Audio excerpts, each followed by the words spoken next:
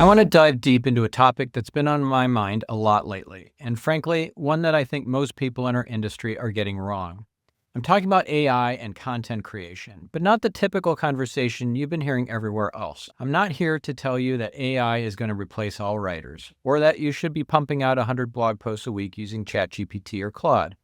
Instead, I want to share with you the framework I've developed at my agency, Netconcepts, for using generative AI responsibly and authentically. This isn't theoretical. This is battle tested. We've been refining this approach with real clients, real content, and real results for a couple of years now. I've been in the SEO game for 30 years. I founded Netconcepts in 1995. I've co-authored The Art of SEO, which is now in its 4th edition. I've worked with brands like Chanel, Volvo, Sony, and Zappos. And I can tell you that what we're experiencing right now with AI is one of the most significant shifts I've seen in my entire career. But here's the thing. With great power comes great responsibility, and most people are wielding this AI power recklessly. So today I'm going to walk you through our complete generative AI use guidelines, and I'm going to share the exact questionnaire we send to every new client. By the end of this episode, you'll have a clear framework for using AI in a way that actually serves your audience, protects your brand, and keeps you on the right side of Google.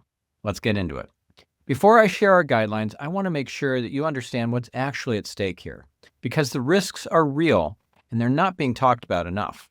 First, let's talk about copyright. This is huge. AI-generated content, written paragraphs, charts, tables, or images is not copyrightable under the US law. Think about that for a second. If you're producing content that's heavily AI-generated, you have no legal protection. Your entire article or document could be considered unoriginal work. Anyone can take it and use it. You have zero recourse. This should scare you. It scares me. And it's why we take this so seriously at Netconcepts. Second, let's talk about Google. Now, Google has stated that it doesn't intend to penalize pages simply for publishing AI-generated content. But here's what they also said, and this is the part people conveniently forget. AI-generated content without human involvement does not meet Google's standards for high-quality content. Listen to that again. Without human involvement. That's the key phrase. Google's whole mission is to surface helpful, reliable, people-first content. Their systems are designed to reward content that demonstrates what they call EEAT, experience, expertise, authoritativeness, and trustworthiness. And here's the kicker. AI has no experience, zero, nada. ChatGPT has never gone scuba diving in the Great Barrier Reef. Claude has never stood in front of a jury defending a plaintiff. Gemini has never felt the thrill of closing $1 million deal. AI can synthesize information, it can mimic patterns, but it cannot have lived experience. And that first E in EEAT, experience, is increasingly what Google is looking for. Third, let's talk about hallucinations. This is the industry term for what AI just makes up. And it happens more than you might think. Facts that sound plausible but are completely fabricated. Statistics that don't exist. Citations to papers that were never written. If you're not fact-checking everything that comes out of an AI tool, you're playing with fire. So those are the 3 big risks. No copyright protection, potential with Google quality issues, and hallucinations. Keep those in mind as I walk you through how we navigate this at Netconcepts. At Netconcepts, we've developed 5 core principles that guide how we think about AI. These aren't just nice-sounding platitudes. These are the foundational beliefs that inform every decision we make about when and how to use these tools. Let me walk you through each one. Principle number 1, subject matter expertise. While AI tools like ChatGPT and Claude can assist in the development of content, we must rely on human subject matter experts for editorial decisions and creative direction. This is non-negotiable. AI is a tool. It's not the expert. The expert is the person who has spent years mastering their craft, who understands the nuances of their industry, who can make judgment calls that no algorithm can replicate. When we create content for a law firm, we need actual lawyers reviewing that content. When we create content for a medical practice, we need healthcare professionals involved. The AI might help us organize information or suggest phrasing, but the expertise must come from humans. Principle number 2, enhancing, not replacing, human creativity. AI tools can further empower but are not a replacement for human content creators who strategize, ideate, rewrite, edit, and produce a final product using these technologies. We use AI as an input to enhance our creative process, not as an end-to-end solution. This distinction is critical. AI is an input, not an output. It's part of the process, not the whole process. The human is still the writer. The human is still the creative director. The human is still responsible for the final product. Principle number 3, client preference is paramount. We respect the preferences of our clients regarding the use of generative AI in the content we produce for them. If they don't want us to use AI at all, we will abide by that. This might seem obvious, but you'd be surprised how many agencies are using AI without their clients' knowledge or consent. At Netconcepts, transparency is everything. Every client gets to decide how much or how little AI involvement they're comfortable with, and we honor that completely. Principle number 4, we take responsibility. We recognize AI can make mistakes or have biases. Any use of AI in content creation must meet our editorial standards in terms of quality, accuracy, and alignment with the client's brand voice and needs. We never assume that AI output is factual or representative of the right perspective. Here's the part I really want you to hear. The writer is expected to be the writer, not a prompt engineer. If your content creation process is devolved into typing prompts into ChatGPT and copying and pasting the output, you're not a writer. You're an administrator, and that's a problem. Our writers write, they think, they craft, they edit. AI is a tool in their toolkit, but it's not doing the work for them. Principle number 5, real-world expertise. Fully AI-generated content is inauthentic in that the AI doesn't have real-world experience in the various topics we may ask it to comment on, whether it be scuba diving, basket weaving, or representing a plaintiff at a jury trial. This goes back to what I said about EEAT. Google is getting smarter and smarter at detecting content that lacks genuine human experience. They're looking for signals that the author has actually done the thing they're writing about.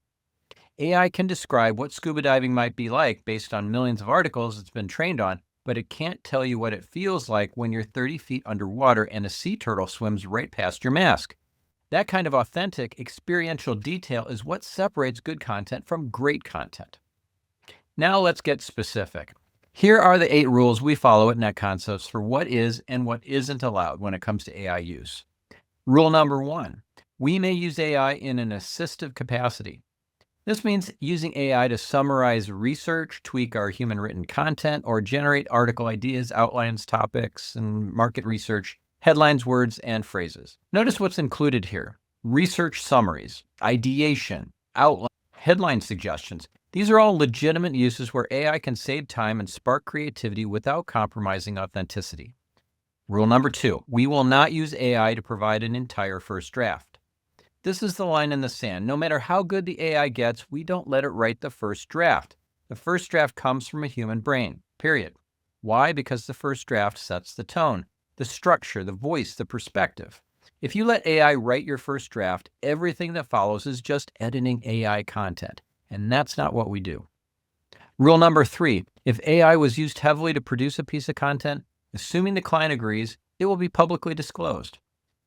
This might be a caption underneath a generated image or a disclaimer statement at the end of the article with the cited sources. Transparency matters. If AI played a significant role, we say so. Rule number 4, when allowed by the client, we may use AI to edit, rewrite, or modify text, but only if done under human oversight and review. Key phrase here, human oversight and review. Every AI edit gets reviewed by a human. Every AI suggestion gets evaluated by a human. The human is always in the loop. Rule number 5, we use the paid versions of ChatGPT and Claude for higher quality AI output. The free versions of these tools are fine for casual use, but for professional content creation, you need the paid tiers. Better models, more capabilities, higher quality outputs. It's worth the investment. Rule number 6, we will not share proprietary or sensitive client or Netconcepts information with AI tools. This is a security and confidentiality issue. Anything you type into ChatGPT or Claude could potentially be used to train future models. We never input trade secrets, confidential business information on our clients, or anything that shouldn't be shared publicly. Rule number 7, we will comply with a client's request to prohibit or restrict the use of AI and not employ AI tools when working for that client. Each client completes what we call an acceptable generative AI use questionnaire. This questionnaire specifies allowed uses, research, article ideation, outlining, language generation, image creation. The client decides what's okay and what's not. Now, there's a caveat here that we're upfront about. If a client restricts AI use significantly, the content will take longer to produce and will cost them more. That's just the reality. AI can speed up certain tasks. If those tasks have to be done manually, it takes more time. But the choice is always the client's. Rule number 8. We will review, fact check, and revise all AI output we submit for publishing. This ensures appropriate tone of voice, engaging storytelling, accuracy, and human-centric qualities that elevate the client's brand. Nothing goes out the door without thorough human review. Now I want to walk you through the actual questionnaire we send to clients. This is the document that sets expectations and gives clients control over how AI is used in their projects. We call it the Acceptable Generative AI Use Questionnaire, and it covers 5 key areas. Area number 1, research. We explain to clients that AI tools have made remarkable advancements in efficiently gathering and synthesizing information from vast data sources. However, we believe in leveraging AI's research capabilities as a complement to human expertise and oversight. For example, AI could quickly scan through large data sets to surface relevant facts, statistics, and findings on a given topic. Or it could analyze patterns and extract insights from unstructured data sources like news articles and social media. But we're clear that we would not rely solely on AI for research without rigorous fact-checking. Then we give clients 3 options. Yes, Netconcepts may exercise their professional discretion and use AI tools to conduct research. Or yes, but with specific limitations they specify. Or no, AI tools should not be used for research. Area number 2, article ideation. We explain that AI has shown promising capabilities in generating creative ideas and concepts by analyzing data patterns and making novel associations. We see value in tapping into AI's ideation potential to spark new angles and perspectives for article topics. But we emphasize that human writers and subject matter experts must remain at the forefront of this process, critically evaluating and refining these AI-generated ideas to ensure they align with the client's brand voice, messaging, and content goals. For example, AI could propose a unique take on a trending topic or suggest an unconventional way to cover an evergreen subject, which our writers could then mold into a compelling and well-researched article concept. Same 3 options: yes without restrictions, yes with limitations, or no. Area number 3, outlining. We explain that AI can assist in creating initial article structures or outlines. These serve as starting points that our writers can then refine and customize to better fit the client's specific needs and preferences. Again, clients choose yes without restrictions, yes with limitations, or no. Area number 4, language generation. This one requires some nuance, so we provide more context. We explain that AI tools can support writers by generating language components such as sentences, paragraphs, or specific phrases to express ideas or quickly create text that writers can then refine.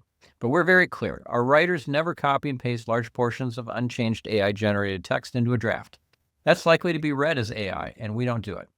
We also include a note on word choice that I think is important. We tell clients that AI models learn to predict and replicate human language by receiving massive amounts of input. This means that AI uses language that is also frequently used in professional writing. A single word cannot be written by AI. The presence of a commonly used word is not an indicator of AI-generated content. Our writers understand the importance of using clear, situationally appropriate language without becoming robotic or cliché. This is important because some clients get nervous when they see certain words and assume it must be AI. That's not how it works. It's not about individual words. It's about patterns, voice, and authenticity of perspective. Same 3 options for clients to choose from. Area number 5, image creation. We explain that AI tools have made significant advances in generating visual content based on text descriptions. These tools can create a wide range of images, including illustrations, infographics, and other visual aids to complement written content, which can be refined by our team. Clients choose yes without restrictions, yes with limitations, or no. At the end of the questionnaire, we include a note about platform requirements. Some platforms require a disclaimer if generative AI tools were used to create the content or images. We tell clients that if a member of the Netconcepts team believes a piece of content needs a disclaimer statement based on the tools used or the platform on which it will be posted, we will incorporate the statement and notify them accordingly. Finally, we include an open-ended section for additional requirements or concerns. We ask clients to provide any additional requirements, limitations, or concerns they might have regarding the use of AI tools in their content creation process. This gives clients the opportunity to share anything that doesn't fit neatly into the 5 categories. Maybe they have brand guidelines that touch on AI. Maybe they have internal policies. Maybe they just have a gut feeling about something. We want to hear it. So how does this actually work in practice? Let me give you a window into our process. When a new client comes on board, one of the first things we do is send them the questionnaire. Before we create a single piece of content, we need to understand their comfort level with AI. Once we have their responses, we brief our entire content team. Everyone who will touch that client's work knows exactly what is and isn't allowed. If a client says no AI for language generation, that means our writers are drafting from scratch. If they allow AI for research but not ideation, we can use AI to gather background information, but the article concepts come entirely from human brainstorming. Our writing team also signs off on our internal generative AI use guidelines. This creates accountability. Everyone understands the expectation. Everyone has agreed to follow them. Violation of these guidelines can result in disciplinary action or even dismissal from Netconcepts. That's how seriously we take this. Now, here's something I want you to understand. This process costs more than just having an AI crank out content. I'm not going to pretend otherwise. When clients restrict AI use, it takes more time. More time means higher costs. But here's my perspective on that. Integrity is priceless. Your brand reputation is priceless. The trust of your audience is priceless. If saving a few dollars on content creation means compromising any of those things, it's not worth it. We've built Netconcepts as an agency that amplifies purpose-driven brands. That includes my personal brand and my wife Orion's personal brand. We work with businesses and people who are revealing light in the world and making a difference. That's higher level intention, and that's what drives us. Using AI irresponsibly would undermine everything we stand for, so we don't do it. Let me leave you with some thoughts about where this is all heading.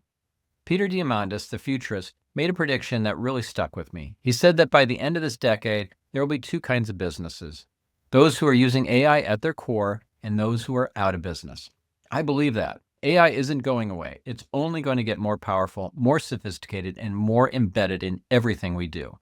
But here's the key insight. The businesses that will thrive aren't the ones using AI to replace human creativity. They're the ones using AI to amplify human creativity.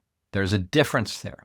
Replacement means letting AI do the thinking for you. Amplification means using AI to think bigger, faster, and more creatively than you could on your own. The framework I've shared with you today is about amplification. It's about harnessing the power of these tools while preserving what makes human-created content valuable: the experience, the perspective, the authenticity, the creativity. My challenge to you is this: if you're not already experimenting with AI, start today, even if it's just 15 minutes. Explore what these tools can do. Understand their capabilities and limitations. But do it responsibly. Do it with guidelines. Do it with transparency. Do it with respect for your audience, your clients, and your own integrity. That's how you future-proof your business without selling your soul. All right, let's wrap this up. Here's what I want you to take away from today's episode. AI is a powerful tool for content creation, but it comes with real risks. No copyright protection, potential Google quality issues, and hallucinations. You need to be aware of these risks before you dive in. The key to using AI authentically is to keep humans at the center of the process. Subject matter experts for editorial decisions, human creativity enhanced by AI, not replaced by it. Client preferences honored, accountability taken, real-world experience infused into everything you create. Our framework at Netconcepts isn't about avoiding AI. It's about using it wisely. We have clear guidelines for what's permitted and what's not. We give clients control through our questionnaire. We hold our team accountable through signed agreements. If you want to implement something similar in your organization, start with your values. What do you stand for? What kind of content do you want to create? What promises are you making to your clients and your audience? Build your AI guidelines around those values. Make them specific. Make them enforceable. Make them non-negotiable. And always remember, the writer is the writer, not a prompt engineer. If you'd like a copy of our guidelines and our questionnaire, send me an email, me@stephanspencer.com, and I'll send it to you. That's all for today. If you found this episode valuable, I'd love to hear from you. Shoot me an email, me@stephanspencer.com. Let me know what you thought, what questions you have, and what you'd like me to cover in future solo episodes. You can also find all the show notes and a downloadable checklist for this episode at marketingspeak.com. Thank you for tuning in. Keep creating great content, keep serving your audience, and keep doing it with integrity. This is Stephan Spencer, your host, signing off. Catch you on the next episode of Marketing Speak.